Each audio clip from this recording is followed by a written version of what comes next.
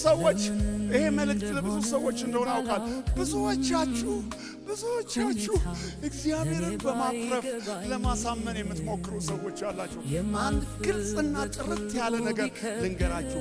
እግዚአብሔር በአንቺ ሕይወት ውስጥ በአንተ ሕይወት ውስጥ መስበር ያለበትን ማፍረስ ያለበትን ሰርቶ እስኪጨርስ ድረስ ለዓላማው ጨካኝ ነው። እንዳለ ሁሉ መቼ ቆያ ምንም መፈራገጥ አይጠቅምም። ማጉረምረም አይጠቅምም። እግዚአብሔር ተወኝ ማለት አይጠቅምም። የሚጠቅመው ምን መሰለ? የሚጠቅመው በእኔ ሕይወት ውስጥ ምዕራፌ እስኪያልቅ ድረስ ሰርተ እስክትጨርሰኝ ድረስ አመሰግንሃለሁ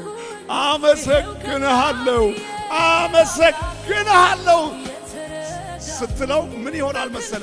እግዚአብሔር ልቡ ዘንበል። እግዚአብሔር ወደ አንተ ልቡ ዘንበል። አለበለዚያ ይኸውልህ በአፍንጫ እስኪወጣ ድረስ ነው የሚያሰቃይ። የቱ ይሻላል? ማጉረምረም ወይስ ማመስገን? የቱ ይሻላል? ማጉረምረም ወይስ ማመስገን?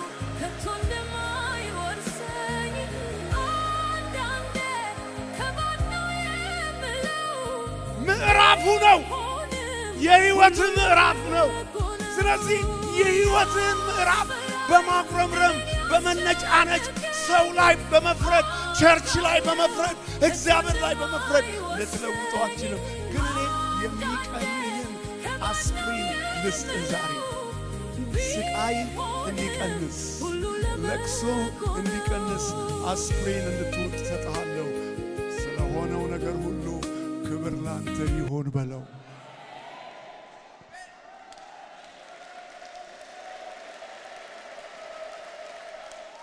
በሕይወታችን ውስጥ የሚያሰቃየን ፔን አለ። በሕይወታችን ውስጥ የምንሰቃይባቸው ፔኖች፣ ህመሞች አሉ። እነዛን ህመሞች የሚያስታግስልን ማስታገሻ ማጉረምረም ሳይሆን የሚያስታግስልን ማስታገሻ አምላኬ ሆይ ግሩምና ድንቅ ሆኜ ተፈጥሬአለሁ፣ አመሰግንሃለሁ።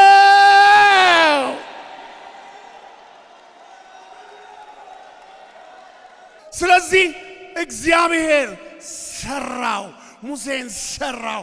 በምድር ላይ ካሉት ትሑት ሰዎች የመጀመሪያው አደረገው። በቻፕተር 2 ሕይወቱ ይሄ ተማረ። አንተም የምትማረው ነገር አለ። አታጉረምርም። ጌታ ሆይ ምንድነው የምታስተምረኝ በዚህ በማልፍበት መንገድ ውስጥ በለው። እግዚአብሔር ምን አደረገለት? በምዕራፍ 2 እግዚአብሔር ምን አደረገለት? እግዚአብሔር በጣም ብዙ ነገር ነው ለሙሴ ያደረገለት። በምዕራፍ 2 ምን አደረገለት? እግዚአብሔር ወደ ሚዲያም አገር ካህን ቤት መራው። እግዚአብሔር ምን አደረገለት? እግዚአብሔር ድንቅ መካሪ አማች ዮቶር የሚባል ሰው ሰጠው።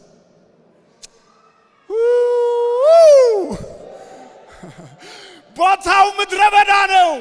ቦታው የለቅሶ ነው። ቦታው የውርደት ነው። እግዚአብሔር ግን በዚያ ቦታ ሰው ይሰጣል። እግዚአብሔር ግን በዚያ ቦታ ካህን ይሰጣል። ይሄ ብቻ አይደለም ሙሴ የሆነለት። እግዚአብሔር ከሞት ያዳነችው ውድ ሚስቱ ሲፓራ የምትባል ውብ ሚስት ሰጠው። አንተ የእግዚአብሔር ሰው ባክህን አንዴ ስማኝ። ባለህበት ምድረ በዳ የሰራዊት አምላክ እግዚአብሔር ብዙ መልካም ስጦታዎች ይሰጥሃል። ብዙ መልካም ስጦታዎች ይሰጥሃል። ቦታው ምድረ በዳ ነው። አዎ ምድረ በዳ ነው። ቦታው ያስለቅሳል። አዎ ያስለቅሳል። ዓይንህን ከፍተህ ግን ብታይ እግዚአብሔር መልካም ስጦታ ይሰጥሃል።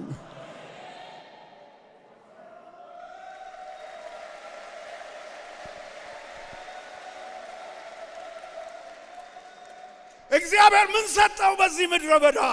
እግዚአብሔር ጌርሳም እና አልዓዛር የሚባሉ ሁለት አገልጋይ ወንዶች ልጆች ሰጡት። አልዓዛር ማለት የአባቴ አምላክ ረዳኝ፣ ከፈርዖንም ሰይፍ አዳነኝ።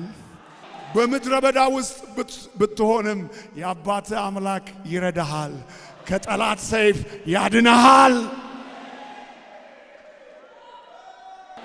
ቦታው ምድረ በዳ ነው። አዎ ምድረ በዳ ነው። ቦታው የሚያስለቅስ ነው። አዎ የሚያስለቅስ ነው።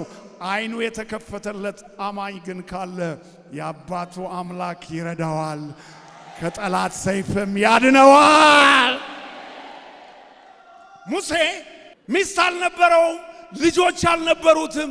እግዚአብሔር ግን በምዕራፍ 2 ሚስት ሰጠው፣ በምዕራፍ 2 ልጆች ሰጠው፣ አማካሪ ካህን አባት ሰጠው።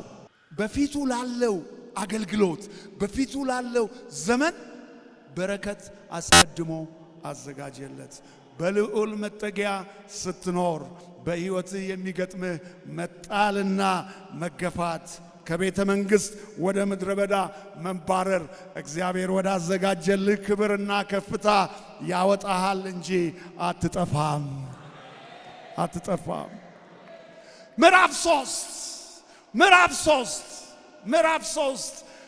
3 በሐዋርያት ሥራ ምዕራፍ 7 ከ30 እስከ 44 ልታነቡ ትችላላችሁ። ምዕራፍ 3 ሐዋርያት ሥራ ምዕራፍ 7 ከ30 እስከ 40 ባለው ክፍል ምዕራፍ 3 ባጭሩ ይህን ተናግሬ ጨርሳለሁ። እንደዚህ ይላል ምዕራፍ 3 ቁጥር 30 40 ዓመትም ሲሞላው